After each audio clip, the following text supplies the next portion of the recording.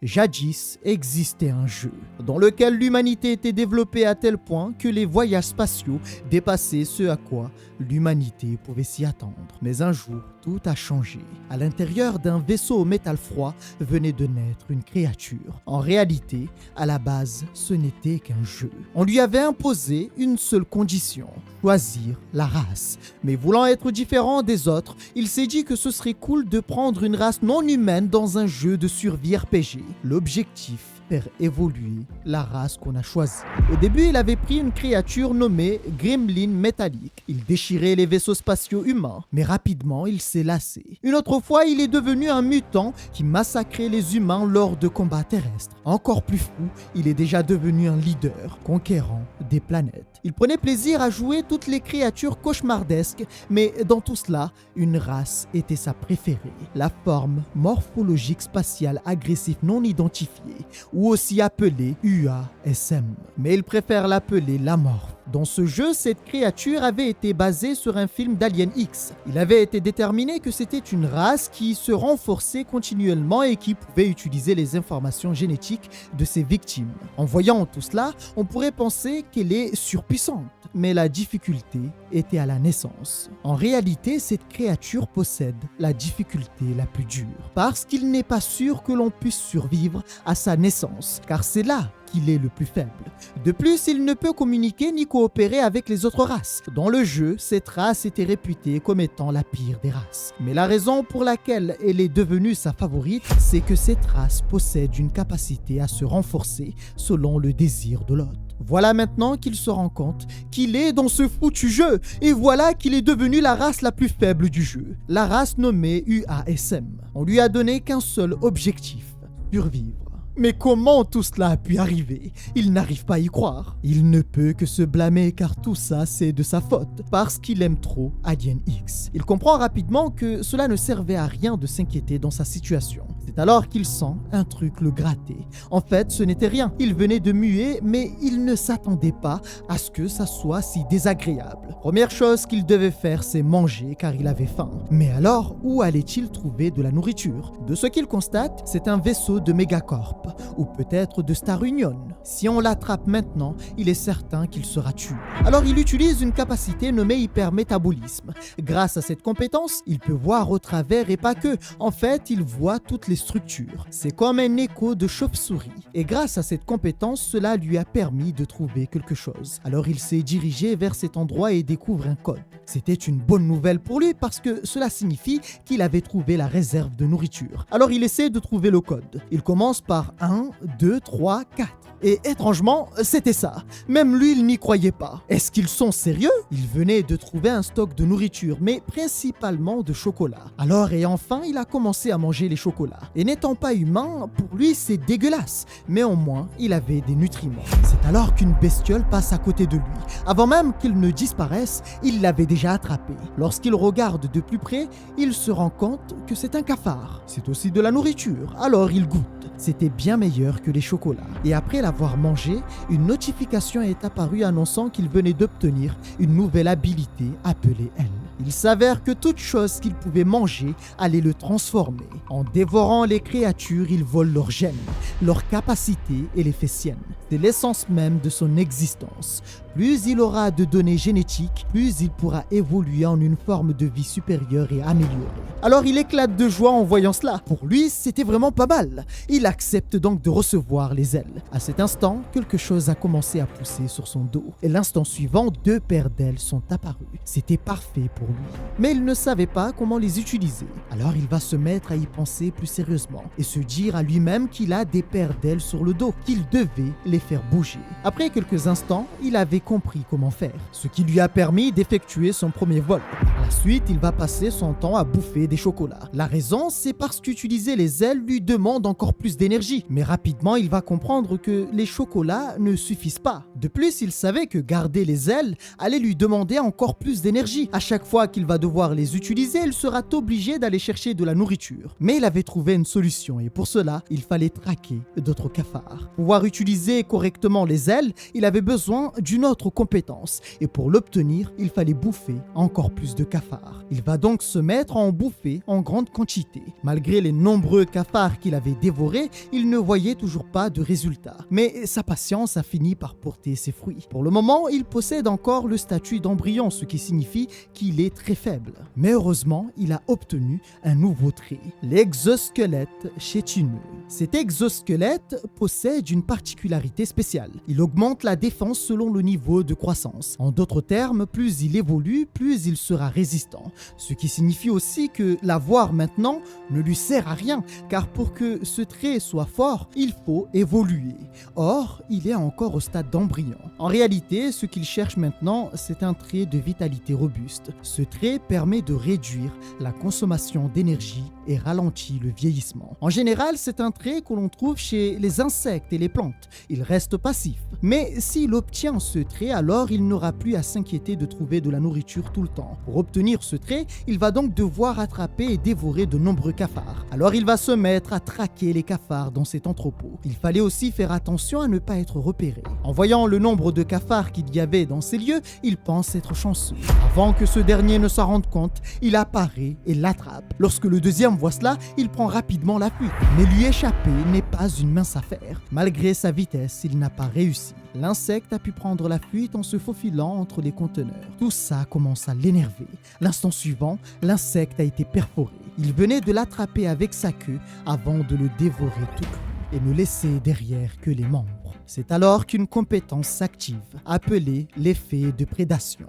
Il venait d'obtenir un nouveau fragment de gène nommé la vitalité robuste. C'est exactement le trait qu'il voulait obtenir. Sa chair a commencé à changer et à se renforcer. Il constate qu'il venait encore une fois d'évoluer. Pas de façon conséquente, mais c'est déjà un excellent début. À cet instant, il comprend une chose. Ce vaisseau appartient à l'humanité et l'humanité est son ennemi. Il pouvait entendre des vibrations mais aussi des bruits de pas. Cela lui fait comprendre qu'il n'avait pas vraiment beaucoup de temps. S'il veut survivre et échapper à un futur sombre, il fallait évoluer et dépasser la phase embryonnaire. Et pour atteindre cet objectif, il fallait absolument sortir de cet entrepôt et découvrir le vaisseau. Mais alors, après être sorti de la soute, où devrait-il aller? Il savait parfaitement où se rendre. Il allait se diriger vers la salle de refroidissement à côté du réacteur. Pourquoi? Parce que cet endroit était une installation importante où il y a très peu de personnes.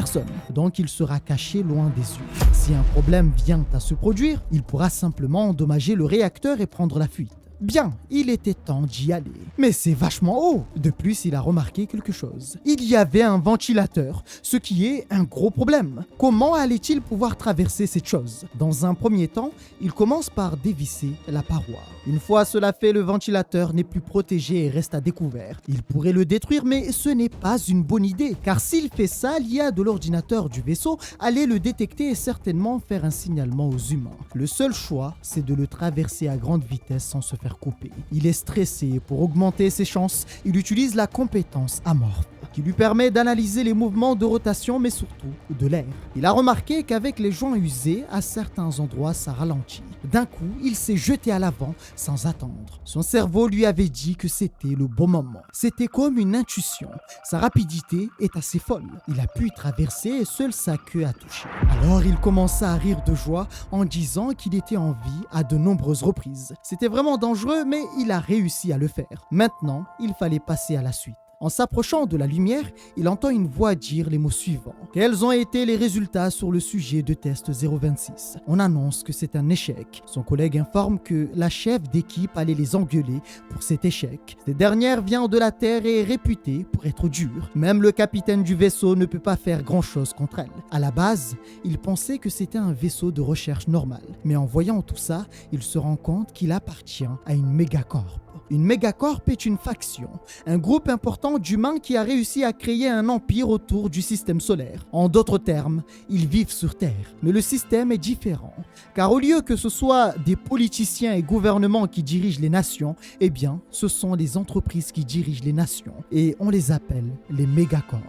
L'humanité est devenue matérialiste à l'extrême. De ce qu'il se souvient, la plupart des humains sont neutres, ni mauvais ni méchants. Mais certains, dans les mégacorps, sont maléfiques. Ils transforment les gens en esclaves. Et il comprend que s'il faisait ça dans le jeu, alors dans la réalité, ça doit être encore pire. Pour commencer, il décide d'aller inspecter les lieux. Son but principal n'est pas le sabotage, mais plutôt de voir ce qu'il y a dans ces lieux. Selon le type de vaisseau, il décidera de changer de chemin. Car s'il s'agit d'une installation spécialisée dans les super soldats mutants qui sont conçus pour le combat au sol, c'est une bonne chose pour lui car de cette façon, il pourra obtenir un corps solide et des capacités de combat. Et si c'est une expérimentation sur les pouvoirs psychiques appelée la rage des elfes spatiaux, il pourra alors obtenir de puissants pouvoirs psychiques. Et s'il doit faire un choix, il préfère les pouvoirs psychiques car pour lui, ils sont très puissants. Mais il sait qu'en trouver au début alors qu'il n'est qu'un embryon n'est que pure illusion. C'est alors qu'il entend une voix qui appelle à l'aide, ce qui l'a surpris. Quelqu'un qui demande de l'aide. Cette chose fait savoir qu'il a mal. Lorsqu'il la voit, il comprend. C'est une amibe. Elle possède un trait appelé stockage d'oxygène.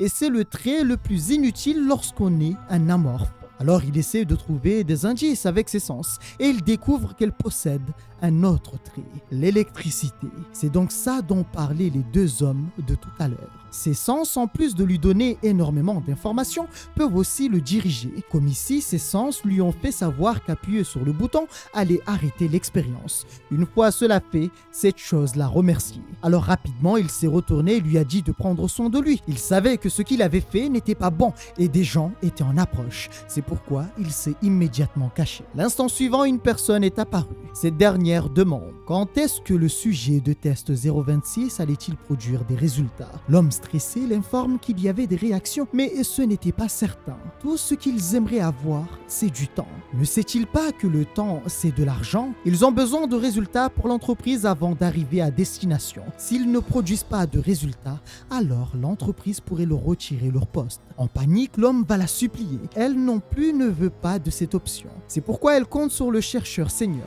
Il doit savoir que s'ils arrivent à récupérer cette capacité du sujet de test 026, alors une promotion au poste de chef de recherche est assurée. Ce qui surprend l'homme, car elle rajoute que si tout se passe bien, il pourrait même établir des liens avec Mars. Cette section a été très intéressée par le projet, alors il lui demande « Qu'en est-il de l'administration du Salonium ?» Eh bien, un médicament d'éveil fabriqué par l'Union des Étoiles est une chose qu'ils n'ont pas encore essayé. Ils ont tout essayé, tout ce qui avait des composés similaires. Le seul qui reste est le Salonium, qu'il l'administre immédiatement. L'homme lui demande d'attendre car cela pourrait le tuer. A-t-il oublié que les résultats auraient dû déjà sortir? Et dans leur situation, ils n'ont pas le temps pour ça. L'homme comprend et décide d'administrer le Salonium. Il a commencé à 0,01 mg. Mais voyant qu'il n'y avait pas vraiment d'effet, il est monté rapidement à 0,03, puis 0,05. Arrivé à 0,07, il y a une réaction. S'il y a une réaction, il faut augmenter la dose. Il fallait administrer la totalité. Voyant que l'homme hésite, elle appuie sur le bouton à sa place. La créature a commencé à hurler de douleur, à appeler à l'aide, alors que dans tout ça, cette femme regardait le sourire aux lèvres. La créature supplie et lui, il entend tout ça. Il veut l'aider mais il ne peut pas car il est faible. Il pourrait lui aussi mourir. Puis cette femme s'est arrêtée et dit « Résultat intéressant ». Qu'il fasse d'autres expériences sur le sujet 026. Une fois cela fait, il faudra lui rapporter les résultats. Mais à cet instant, elle a remarqué quelque chose. Elle s'est arrêtée un instant mais étrangement, il a disparu. Pensant s'être trompée, elle décide de partir. Cette créature lui avait demandé de l'aide. Et tout cela l'énerve parce qu'il n'a rien pu faire. Dans ce cas, il la met en garde. Dans quelques jours, il viendra la chercher. Et ce jour-là, ce sera le jour de sa mort. Après cette déclaration de guerre, il a trouvé un endroit où s'installer.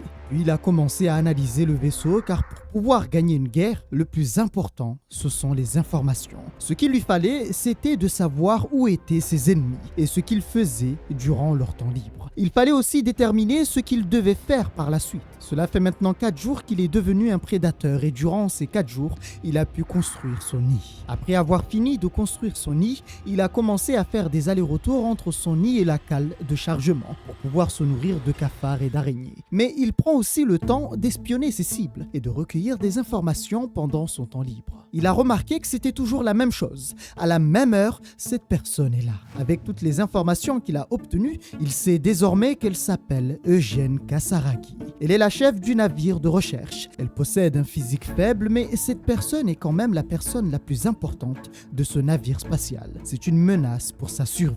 Il y a de cela 2 jours, l'un des sujets d'essai s'est échappé. Rapidement, elle a installé un dispositif de suivi en moins de 2 heures. À la fin, le sujet a été capturé avec succès. Il est conscient que si ce sujet d'essai avait utilisé la ventilation, alors il aurait été compromis et cette femme l'aurait certainement trouvé et éliminé. Cela signifie qu'une seule chose, il doit éliminer cette femme le plus tôt possible. Encore une fois, cette dernière a remarqué quelque chose. Elle avait l'impression qu'on l'observait et ce n'était pas la première fois qu'elle ressentait cela. On lui demande « Est-ce qu'il y a quelque chose qui ne va pas ?» Pour elle, ce n'était rien. Il fallait se dépêcher et partir. À cet instant, il comprend que, pour une humaine faible, elle possède des sens effrayants. Mais alors serait-elle dotée de pouvoirs psychiques? Le pouvoir psychique est un talent que seules les races cultivées peuvent obtenir. On y trouve la télékinésie, la télépathie, le contrôle mental et bien d'autres. Il arrive que parmi les humains, certains naissent avec ces aptitudes, ce qui n'est pas rare mais qui n'est pas non plus commun. Cette femme est talentueuse, intelligente et en plus de ça, il y a toujours des soldats autour d'elle qui la protègent. Comment allait-il pouvoir l'attaquer? C'est alors que sa fenêtre s'ouvre, elle informe qu'il a obtenu un nouveau trait, appelé dard paralysant. Cela tombe bien car il possède un corps faible.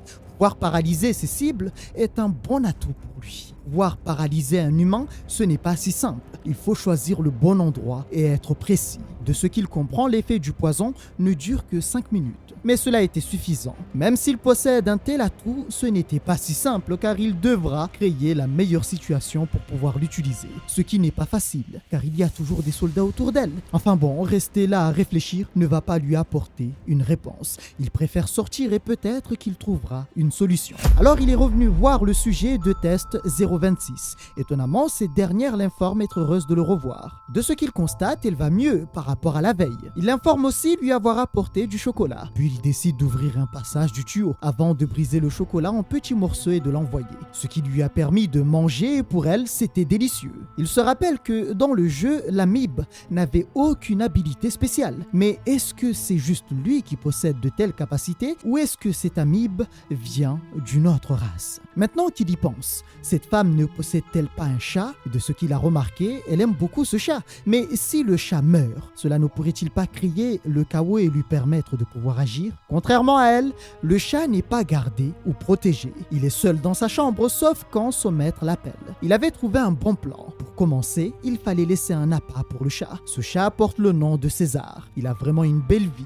De plus, comment ce foutu chat ne prend-il pas de poids avec toutes les bonnes choses qu'il mange? Après avoir analysé le chat, il constate qu'il était plutôt simple. Il pouvait le tuer maintenant, mais ce n'était pas nécessaire. Quand on regarde la ventilation, elle semble simple, mais avec ses sens, il constate qu'il y avait des lasers. Un léger contact pourrait provoquer une alerte et informer l'IA de l'ordinateur de bord. Tout ça l'énerve parce que sa cible est juste devant lui et il est coincé ici. C'est alors que le chat entend un bruit. L'instant suivant, elle va se jeter sur la grille pour l'attaquer. Tout ça, ce n'était pas bon. Rapidement, les gardes sont apparus pour savoir ce qui se passe. L'alerte avait sonné et tout ce qu'ils voient, c'est le chat contre la grille. Ils en déduisent rapidement que c'était ce foutu chat le coupable. Le deuxième demande, est-ce encore lui? Il a eu vraiment chaud. Il s'en est fallu de peu. Comment a-t-il pu faire une telle erreur? Il s'avère que c'est sa queue qui avait attiré l'attention du chat. Mais attends, n'est-ce pas un excellent plan? Il a remarqué tout à l'heure que le chat s'ennuyait. En faisant du bruit avec sa queue, cela l'a stimulé et a attiré sa curiosité. Et juste après ça, rapidement, les gardes sont apparus. Mais alors, et s'il faisait les choses autrement? Au moment où le chat dormait tranquillement, il a mis en place son plan, ce qui va rapidement attirer son attention. Lorsque ce dernier vérifie, il voit un cafard. Rien que la vue du cafard le stimule, alors il va ouvrir l'entrée. Ce fut sa plus grosse erreur. La suite ne pouvait qu'être tragique. Rapidement, comme tout à l'heure, l'alarme s'active. Les gardes comprennent que c'est encore le foutu chat. Alors cette fois-ci, ils décident que ce n'était pas nécessaire d'aller voir et le chat s'est malheureusement enfoncé dans les canaux d'aération. Il avait pris la peine d'installer de nombreux pièges tout au long du chemin. Il a laissé des cafards pour l'attirer, le guider vers son piège. Et c'est ce que le chat a fait. Ce dernier va arriver dans l'entrepôt où il a vu le jour et alors qu'il observait le cafard à terre, il est apparu par derrière sans qu'il ne le remarque et a planté son venin en lui. Le chat va hurler de douleur. Il va se retourner pour se défendre. Malheureusement, il était bien trop tard pour lui. Il a commencé à dévorer sa chair. Et parmi toute la nourriture qu'il avait mangée jusqu'à maintenant, celle-ci était encore meilleure. Peu après ça, la femme est apparue. Tout le monde avait peur d'elle car ils savaient tous qu'elle était en colère. Elle a débarqué dans la salle de contrôle pour confronter le capitaine du navire. Elle veut savoir quand est-ce qu'elle reverra César. Pour le moment, ses hommes le cherchent. Il faut juste patienter. Ça fait maintenant 2 heures. Son chat avait un régime alimentaire à suivre. Il va le répéter une deuxième fois. Ils sont sur un putain de navire. Si son chat n'a pas volé un navire de sauvetage et pris la fuite, c'est qu'il doit être quelque part dans le vaisseau. Alors dans ce cas, il doit le trouver. Pourquoi cette femme est dans cet état? Elle n'a qu'à patienter. Si ce n'était pas pour la capitale noble, il aurait déjà foutu cette femme à l'isolement il y a bien longtemps. Qu'en est-il des gardes? Ils sont tous à leur poste et des mesures de recherche avaient été mises en place. C'est alors qu'elle lui gueule dessus en disant « Exécutez-les maintenant ». Son autorité de capitaine lui permet de faire ce genre de choses, alors elle veut qu'il exécute les gardes qui devaient surveiller son chat. L'homme commence à avoir peur et informe que cela était de trop. De plus, faire ça pourrait impacter les autres gardes. Et alors, ce n'était pas son problème. Ce qu'ils vont faire, c'est poursuivre les recherches. A-t-il oublié que tout cela arrive parce que les gardes n'ont pas fait correctement leur travail? Il est vraiment désolé pour cette situation et ils sont pleinement conscients de cela. Il va profiter de l'occasion pour discipliner les gardes. Après avoir entendu ces paroles, elle se calme, puis se retourne et informe qu'elle reviendra dans 2 heures. Mais si les choses ne sont pas réglées d'ici là, il ferait mieux de démissionner de son poste de capitaine avant son retour. Tout ça n'a aucun sens. Où pouvait être ce foutu chat? Alors qu'il était désespéré, lui observait la situation puis répond en disant « Où était le chat ?» Eh bien, dans son estomac. À ce propos, il a obtenu quelques capacités après avoir dévoré le chat. Il a obtenu un système de fusion des compétences qui permet justement de fusionner les compétences pour n'en faire qu'une, ce qui le renforce. Et vu qu'il l'a déjà testé, il a mémorisé toutes les combinaisons possibles. Lorsqu'il avait vu cette compétence apparaître lorsqu'il mangeait le chat, il avait été surpris car bien qu'il était un expert en jeu, il n'avait jamais vu ça. Car en fusionnant l'instinct animal et son hypersensibilité, il a obtenu une nouvelle compétence appelée l'instinct de prédateur. Et l'instinct de prédateur possède quelques particularités assez intéressantes. Il est dit qu'il détecte le danger. Alors il a essayé de l'activer et a constaté que la compétence hypersensibilité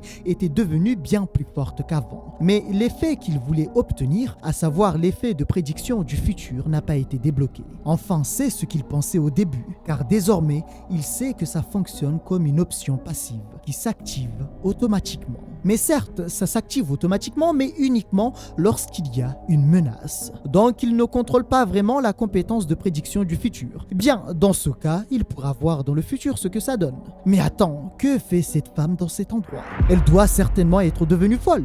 De ce qu'il constate, elle devient impatiente et pour elle, ça prend trop de temps. Comme prévu, c'est le genre de personne qui chérit ce qu'elle aime. Mais si l'on vient à leur retirer cela, elles perdent leur contrôle. Il constate aussi que son deuxième objectif a été atteint. Désormais, une brèche s'est créée entre Eugène Kasaragi et ses gardes.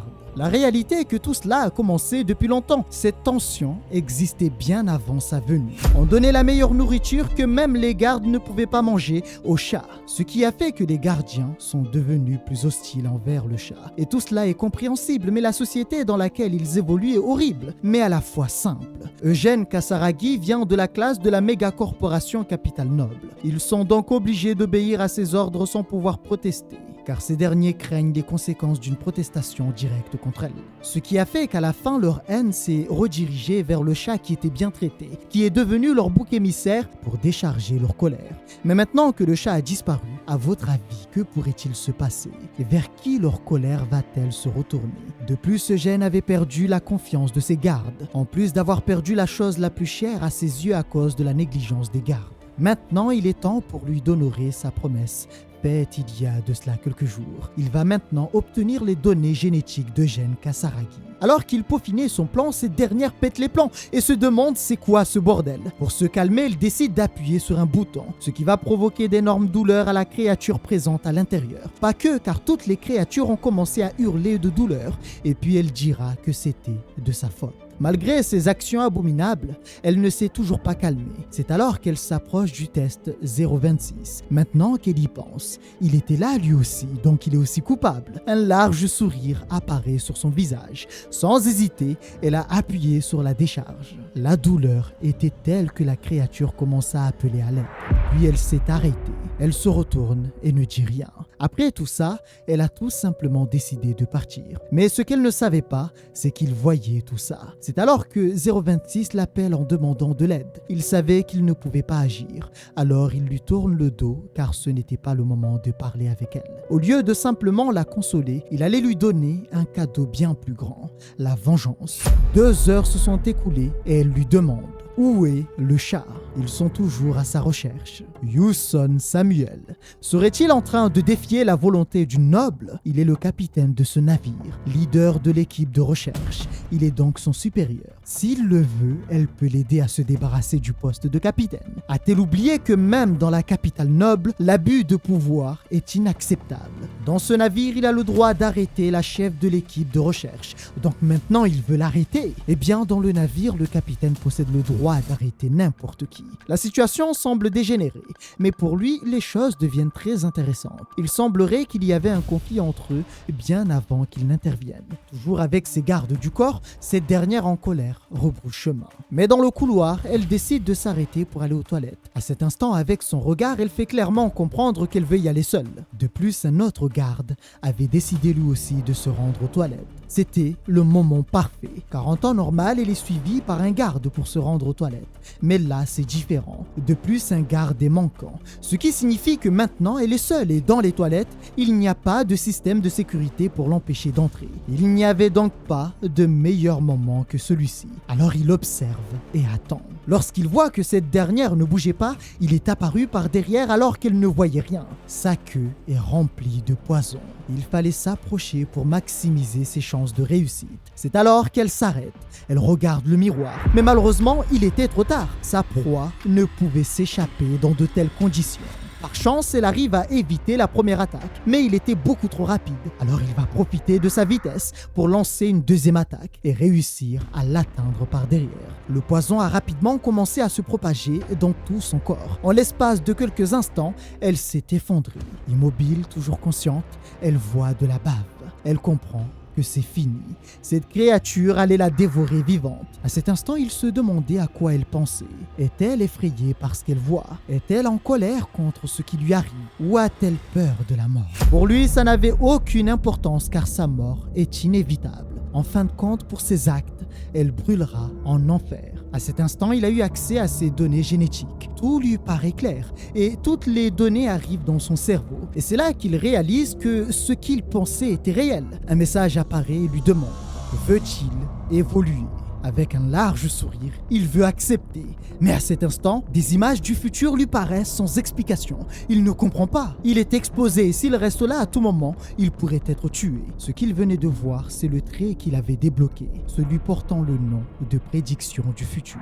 Il savait que c'était une compétence passive et il était dit qu'il s'active uniquement lorsque le danger apparaît et lui montre ce qui pourrait lui arriver s'il ne fait rien. Alors il se demande, est-ce l'instinct du prédateur à l'instant? Est-ce qu'il apparaît juste comme ça? Mais alors, comment ça marche? De ce qu'il a compris, le garde allait bientôt arriver. Il devrait donc partir le plus vite possible, mais il n'avait pas assez de temps. Alors il opte pour une autre stratégie. Il fallait aussi tuer le garde. Lorsque ce dernier est arrivé, il tombe sur le cadavre de la femme. La terreur a pris le dessus et il ne savait pas quoi faire. Malheureusement, cela va jouer contre lui. Avant qu'il ne s'en rende compte, il a été éliminé en un instant. Cela lui fait désormais 2 personnes. Il ne savait pas si une autre personne allait apparaître. En panique, il décide de partir. Il fallait se rendre sur son nid qui était l'endroit le plus sûr et le mieux caché car il ne sait pas s'il existe un dispositif de traçage. Arrivé dans son nid, il a commencé à inspecter toute la zone et constate qu'il était bien en sécurité. Maintenant, il peut accepter l'évolution Un liquide étrange a commencé à sortir de son corps. Peu après, c'est tout son corps qui s'est transformé en liquide. En réalité, ce n'était pas vraiment un liquide, mais son corps qui était en train de se remodeler. À la fin, un cocon est apparu.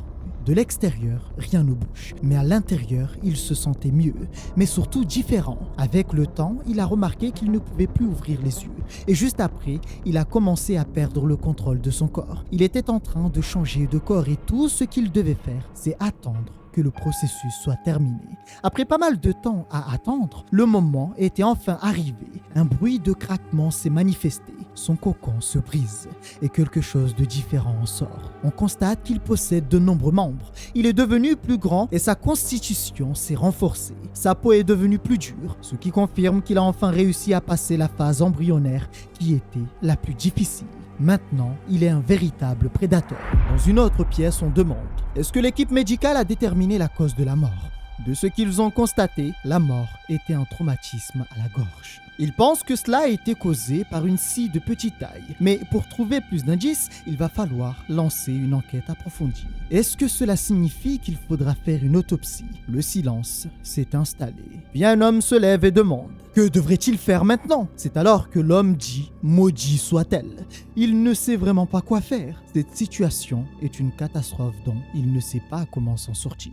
Quelque temps après, on demande au chef de la sécurité quelle était la situation de l'enquête. Ils ont pris le temps d'examiner toutes les caméras de surveillance à bord et n'ont rien trouvé d'étrange. Le principal suspect, c'est le seul garde vivant qui était à ce moment précis en interrogatoire. Mais alors pense-t-il qu'il soit un criminel? Sur la base des informations qu'il dispose, ils ne le pensent pas. Mais ils vont l'informer dès qu'ils auront des résultats. Lorsqu'il se retourne, il observe la chaise vide de la femme qui est morte, puis informe. Se souvient-il de ce qu'il s'est passé récemment dans le laboratoire? Tout le monde le savait. L'un des employés les plus prometteurs a fini dans une capsule à cause du chef de l'équipe de recherche. Ils ont extrait son cerveau alors qu'il était encore vivant et ils l'ont placé dans le laboratoire. C'est ce qui attend ceux qui désobéissent. Mais alors, quel châtiment attend ceux impliqués dans la mort de la capitale noble? S'ils ne veulent pas être électrocutés et ne laisser derrière que le cerveau, il va falloir prendre des mesures rapidement, car le châtiment qui les attend, s'ils n'apportent pas de réponse,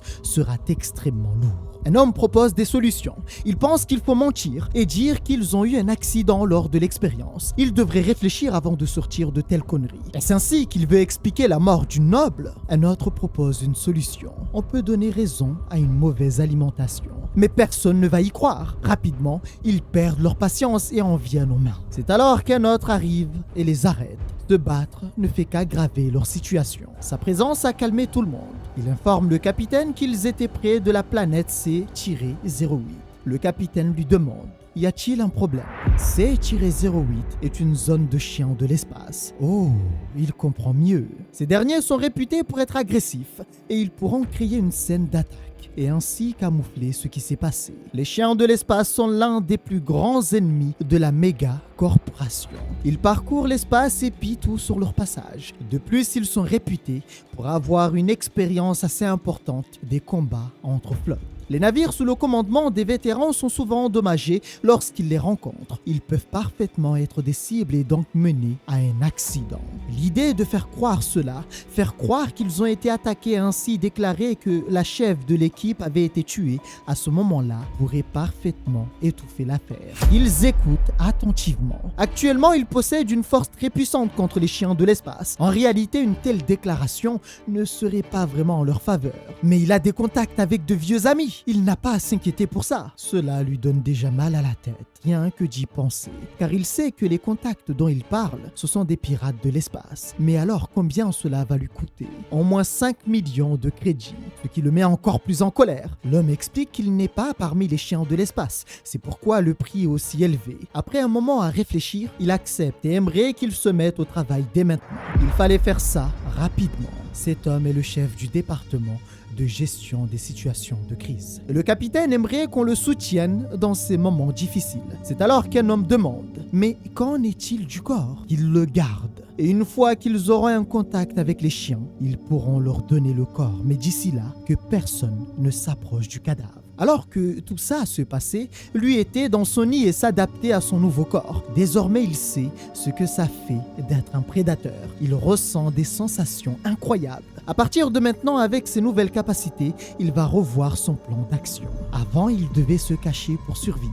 Mais désormais, la chasse ou la survie, pour lui, ça veut dire la même chose. Il affiche sa fenêtre et se demande quel est le prochain objectif. Il est noté que son état est inconnu. L'objectif reste la survie. Il a réussi sa première évolution et a obtenu un trait appelé sang acide.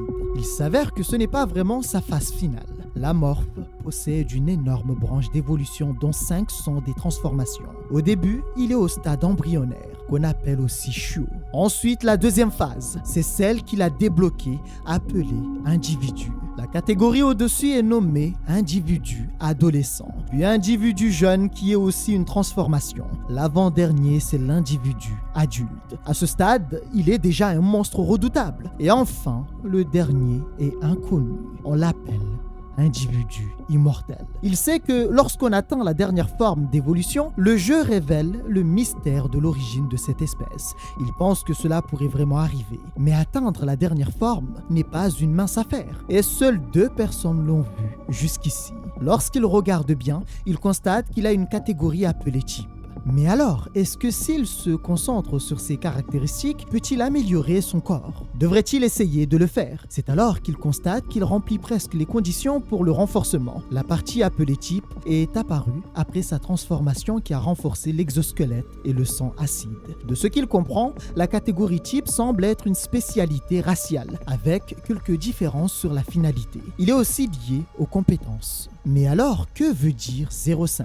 Car il sait que le 1, c'est pour l'instinct de prédateur. Et pour l'obtenir, il a fusionné 2 compétences. Maintenant, il n'a pas d'autres compétences pour les fusionner. Tout cela le désole. Mais attends, il vient de comprendre quelque chose. Eugène Kasaragi, il a simplement goûté sa chair, mais il n'a pas dévoré son corps. Et après avoir goûté son sang, il s'était rendu compte qu'il avait raison. Cette femme avait bien des capacités psychiques et il a pu le vérifier avec ses gènes. Mais pour obtenir son pouvoir, il va falloir retrouver rapidement son corps. En se déplaçant dans les ventilations, il se rend compte qu'il est devenu trop grand et cela n'est pas confortable. C'est alors qu'il sent une odeur. C'est une puanteur qui l'attire. Lorsqu'il arrive au bon endroit, il a commencé à baver car pour lui, c'était délicieux. Il s'avère qu'il venait d'arriver dans la morgue et dans ces lieux, il y avait de nombreux cadavres. Alors qu'il en bavait et observait sa cible, une personne écoute de la musique. Une odeur a commencé à se propager jusqu'à arriver sur son lieu de travail. Il ne comprend pas quelle est cette odeur nauséabonde. Alors il décide d'aller vérifier. Arrivé, il n'arrive pas à y croire. Un trou avait été fait, mais c'est de l'acide. Comment c'est possible? Il prend la décision de contacter la sécurité. Malheureusement, il était bien trop tard. Il n'a plus besoin de son venin. Il a juste explosé son crâne. Maintenant, il va pouvoir dévorer généreusement sa nourriture. Il constate qu'elle n'avait même pas changé après sa mort, ce qui signifie que l'ordre qui avait été donné, c'était de ne pas la toucher. Ce qui est étrange, c'est que depuis peu, il a remarqué que quand il tue des gens, il ne ressent aucune culpabilité, alors qu'avant, il était aussi un humain. Donc, ce qu'il avait entendu disait bien vrai. Lorsque l'environnement change, les gens changent. Il a aussi changé lorsqu'il est devenu un prédateur. Ou peut-être que ce monstre impitoyable et meurtrier était le vrai lui. Quoi qu'il en soit, il était temps pour lui de manger. De toute façon, pour survivre, il faut continuer à tuer. C'est la vie d'un amorphe et sa capacité d'adaptation. Après avoir fini de la dévorer, il constate qu'il y avait quelque chose. Mais alors, est-ce le cœur? Il ne sait pas à quoi cela sert. Peut-être qu'il avait simplement un problème cardiaque. En réalité, c'était une sorte de balise. Elle permet d'émettre un signal si Kasaragi vient à mourir.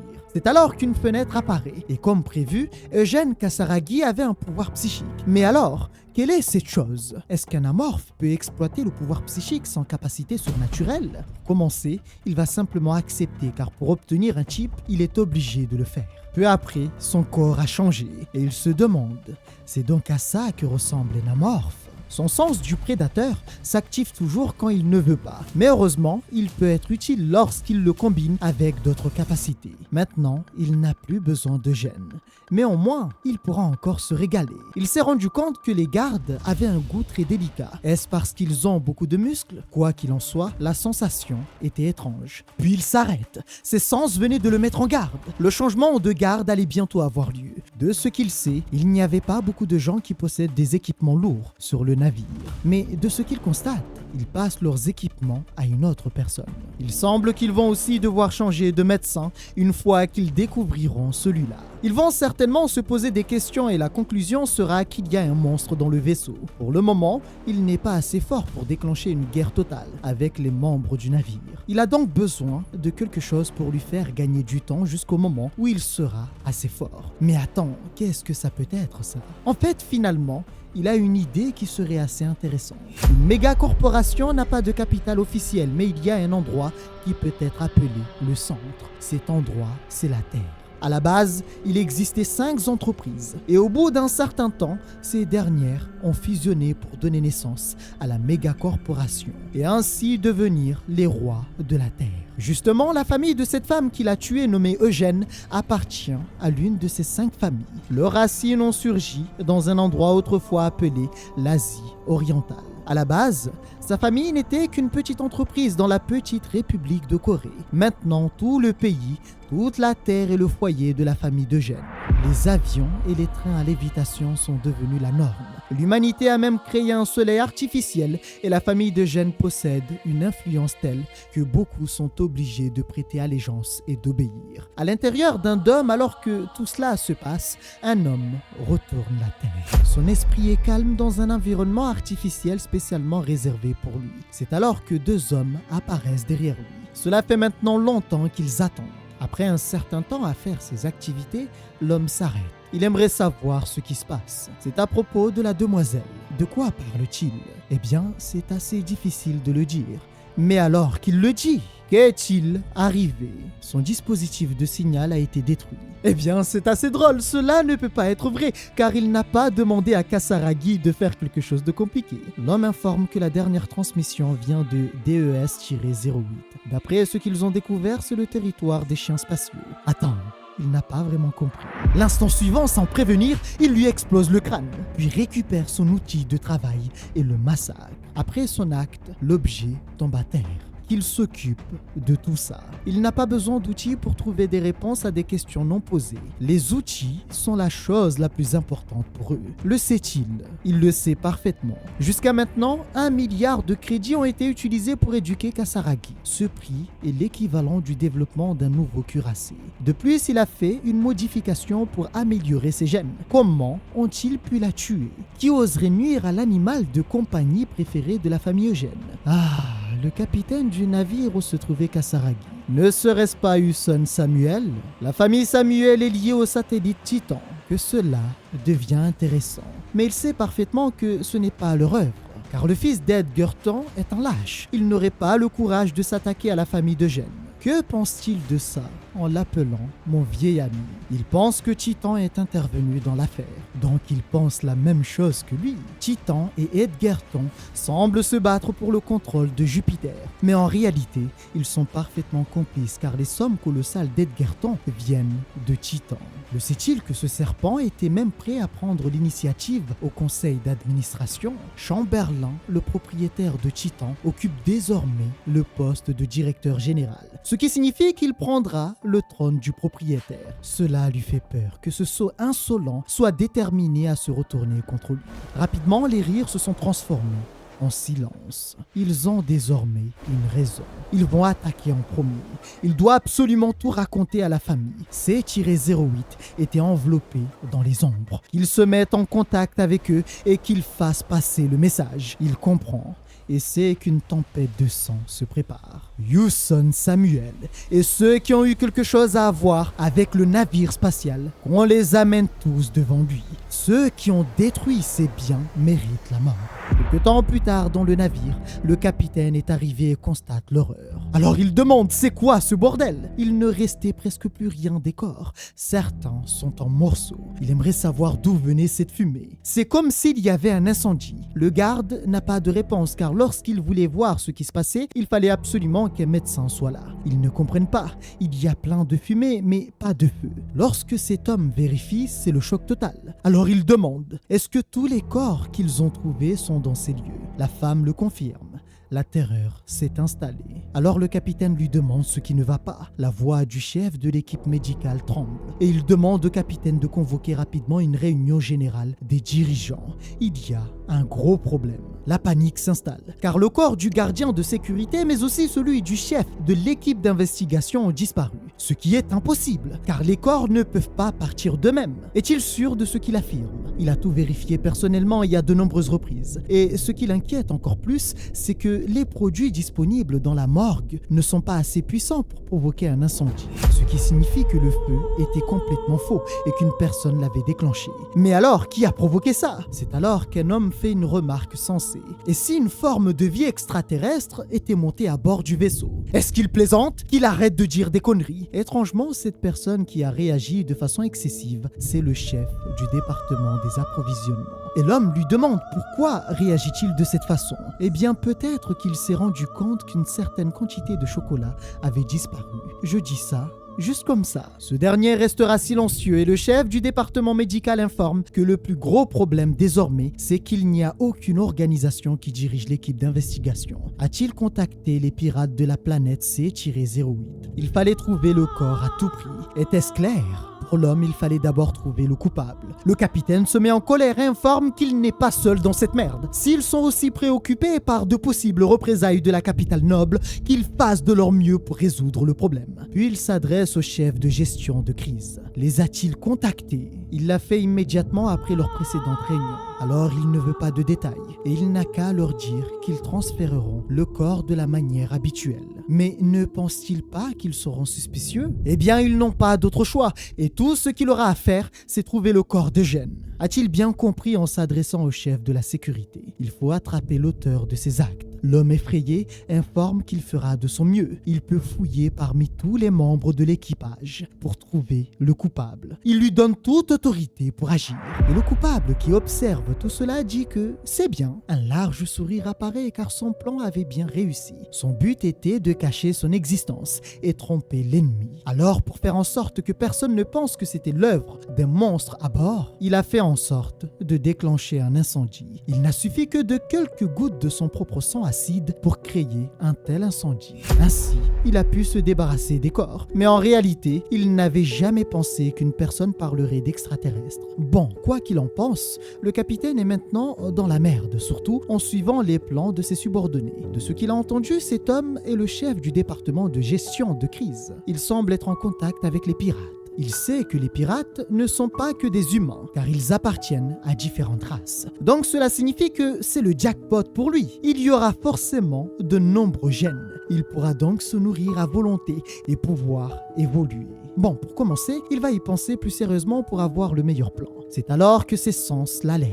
Mais attends, il se souvient de cette personne. Ne serait-ce pas le chef du département des approvisionnements qui a refusé de croire en son existence? Mais alors pourquoi va-t-il à l'encontre de cette idée? Sa curiosité l'a poussé à le suivre et il constate qu'il se rend à la charge. Il sait qu'il possède l'autorité pour s'y rendre, mais son comportement est assez suspect. La charge, ou si vous voulez l'entrepôt, est l'endroit où il est né. Et c'est là qu'il avait pris les chocolats pour se nourrir lorsqu'il avait faim. Mais alors, que diable fait-il là? Il constate que sa trace se termine dans le conteneur.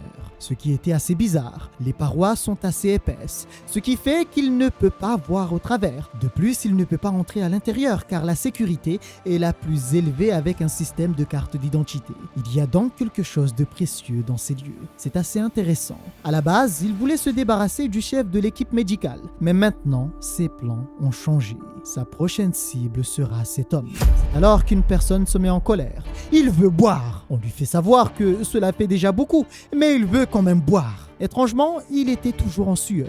Il s'avère qu'il y a peu, il avait fait confiance au vendeur du marché noir. Le vendeur qu'il avait rencontré lui avait vendu un œuf venant de ruines anciennes. Étant curieux, mais surtout pensant faire une bonne affaire, il a acheté et a secrètement apporté les œufs sur le navire. Mais un jour, lorsqu'il est venu vérifier, il a constaté qu'un œuf avait éclos. Parce qu'il n'avait pas fait attention, le récipient n'était pas fermé complètement, ce qui a fait que l'œuf a pu éclore. Il ne pouvait le dire à personne, car si le capitaine venait à l'apprendre, il serait exécuté sur le champ. Voilà pourquoi aujourd'hui, il boit beaucoup de jus d'orange pour oublier son erreur et ne pas y penser. Mais nous comprenons qu'en réalité, il est le responsable concernant la naissance de ce monstre. Énervé, le barman l'informe qu'ils sont fermés. Il veut un dernier verre, un de plus et il partira. L'homme finit par accepter. Peu après, il a tenu parole et a décidé de partir.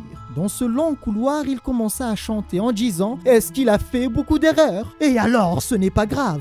Mais soudain, quelque chose a fait qu'il s'est arrêté. Il se retourne et demande « Qui est là ?» Mais il n'y avait personne. Seul lui était présent dans ce long couloir. Il veut se calmer mais ne peut pas. À cet instant, il avait cru avoir entendu quelque chose. Mais il semble que ce n'était rien. C'est alors qu'il sent quelque chose d'étrange. Comme si ses instincts les plus primitifs lui disaient qu'il était là. Au loin, il voit une créature. Il n'arrive pas à y croire et rapidement il commence à courir. Quelle était cette merde? Il ouvre vite la porte et sans attendre, il referme derrière lui avant de trébucher et tomber. Il fallait appeler pour informer ce qu'il avait vu. Mais il avait oublié une chose. La porte peut se rouvrir à n'importe quel moment. Et lorsque cette dernière s'ouvre, une bête apparaît et l'observe.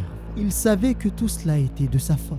Maintenant, son silence s'est retourné contre lui. S'il avait révélé la vérité concernant les œufs qu'il avait obtenus au marché noir, il ne serait peut-être pas dans une telle situation. Le monstre finit par les mots suivants. Bon appétit. Cet homme avait un mode de vie horrible. Il a un salaire et passe son temps dans les bars. Le capitaine devrait être reconnaissant envers lui car il vient de se débarrasser d'une personne qui gaspille l'argent. Franchement, tout cela l'énerve. Sa chambre est juste dégoûtante. Mais comment est-il censé trouver ce qu'il cherche dans un tel endroit? Mais attends, c'est quoi ça? Cette femme est magnifique. Malheureusement, avec ce corps, il ne peut rien ressentir. Oh, mais quelle est cette chose? Ne serait-ce pas sa carte d'identité?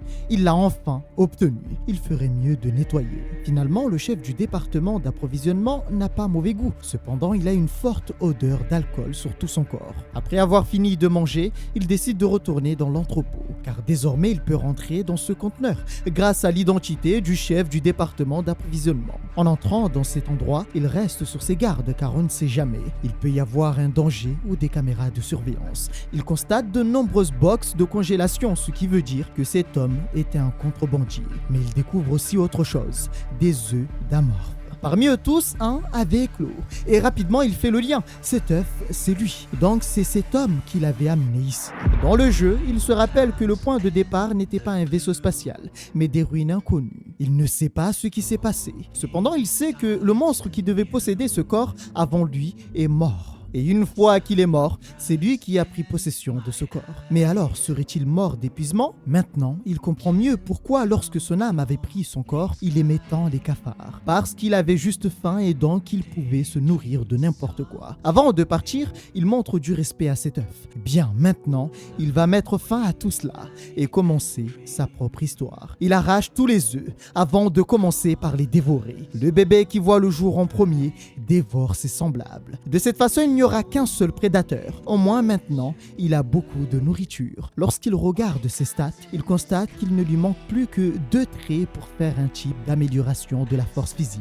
En réalité, après avoir mangé Kasaragi, il était déçu parce qu'au lieu d'obtenir un pouvoir psychique, il avait simplement obtenu une perception psychique. Maintenant, il est satisfait avec tout ce qu'il vient de trouver. Il va obtenir une caractéristique puissante que l'on ne peut obtenir qu'après la moitié du jeu. Ses compétences l'aideront à éliminer le reste de l'équipage. Il a obtenu une compétence qui lui permet de se déplacer encore plus vite. Il sait qu'il ne reste pas beaucoup de temps avant de rencontrer les chiens de l'espace et il ne sait pas à quel point ils sont dangereux. Il doit donc se préparer à devenir plus fort, mais cela le ravit et il a hâte de les rencontrer. Et personne ne les entendra, même s'ils crient de toute leur force dans l'espace. Le vaisseau est si grand qu'il contient en son sein des pistes d'avions de combat. Un homme vient voir un camarade pour l'informer que c'était l'heure d'aller dîner. Il doit finir quelque quelque chose avant d'y aller.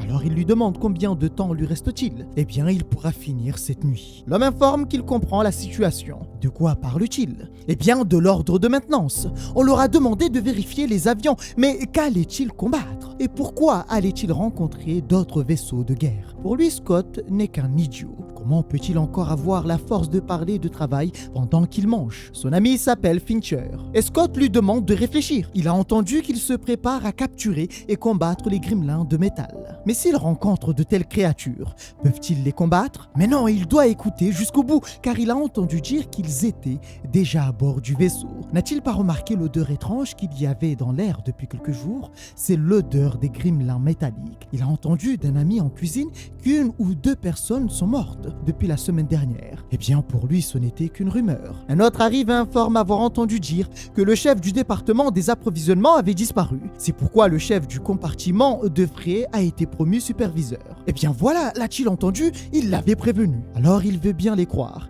et que ces gens ont bien disparu. Mais alors, pourquoi la direction ne dit rien et reste silencieuse sans prendre de mesures? Pour eux, c'est sûr, ils veulent cacher la vérité pour ne pas provoquer de révolte. L'autre rajoute que c'est à cause du gremlin de l'espace. Dans ce cas, quel est le rapport avec le service de combat aérien si la créature était déjà à bord? Eh bien pour cela, il n'en sait rien. Il sait simplement que des gens ont disparu. Peut-être que c'est pour maintenir la discipline. Tout ça l'énerve. Il pense qu'ils ne sont que des fous et décide de partir. Quelque temps plus tard, ils vont continuer leur travail. Fincher informe son ami Scott qu'il allait chercher de la nourriture pour qu'il puisse manger pour ce soir. Scott lui demande alors d'apporter du jus d'orange synthétique. Fincher est parti et Scott est resté seul à travailler. Il pensait qu'il allait finir rapidement son travail, mais il semble que cela allait prendre encore plus de temps. C'est alors qu'une autre personne l'appelle. Lorsqu'il entend cette voix, il se demande ne serait-ce pas Cameron? Alors il lui fait savoir qu'il est occupé, mais l'homme informe que cela ne prendra pas longtemps. En colère, il décide d'aller le voir. S'il l'appelle pour lui raconter des conneries, ça ne va pas le faire. Mais étrangement, Cameron avait disparu.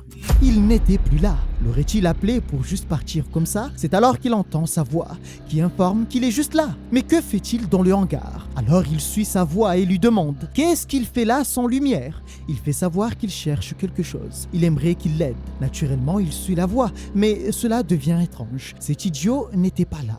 Mais quelle est cette odeur? Est-ce du poisson? Mais c'est différent. Alors il appelle Cameron, mais ce dernier lui dit de le suivre. Avec tout ça, il va trébucher et se rendre compte qu'il avait fait une erreur. Quelque chose n'allait pas. Même avec une lampe de poche, il ne voit rien. Mais alors comment fait Cameron pour voir dans l'obscurité et avancer plus vite que lui? De ce qu'il a entendu, des gens ont disparu, notamment le chef d'un département. Tout cela à cause d'un gremlin de métal. L'instant suivant, il a commencé à crier et puis plus rien. Il l'avait déjà éliminé. Désormais, il peut imiter les voix et attirer ses cibles. Lorsque Fincher revient avec le jus d'orange, il constate que Scott avait disparu. De plus, il remarque autre chose. Ce dernier n'avait jamais laissé son travail inachevé. Pourtant, aujourd'hui, il l'a fait. C'est alors qu'il entend la voix de Scott qui dit qu'il est dans le hangar. Alors il suit cette voix et demande « Pourquoi est-il là ?» Il devait juste trouver quelque chose. Devait-il le faire dans l'obscurité? Scott ne répond pas et informe qu'il aimerait qu'il l'aide. Pensant qu'il avait vraiment besoin d'aide, il s'avance avec une lampe torche mais constate qu'il y en avait une par terre.